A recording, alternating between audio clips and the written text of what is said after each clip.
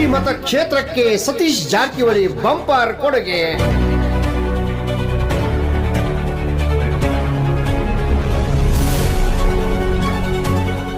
₹25 ಕೋಟಿ ವಿವಿಧ ಅಭಿವೃದ್ಧಿ ಕಾಮಗಾರಿ ಯೋಜನೆಗಳಿಗೆ ಅನುದಾನ ನೀಡಿದ ಸಚಿವ ಸತೀಶ್ ಜಾರಕಿಹೊಳಿ.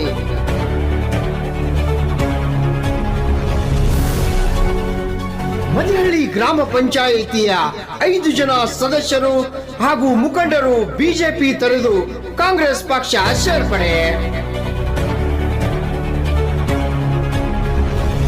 ಹುಕ್ಕೇರಿ ಮತಕ್ಷೇತ್ರದಲ್ಲಿ ವಿವಿಧ ಸಮುದಾಯಗಳ ಅಭಿವೃದ್ಧಿ ಕಾಮಗಾರಿ ಯೋಜನೆಗಳಿಗೆ ₹25 ಕೋಟಿ ಬಂಪರ್ ಕೊಡುಗೆ ನೀಡಿದ ಸಚಿವ ಸತೀಶ್ ಜಾರಕಿಹೊಳಿ.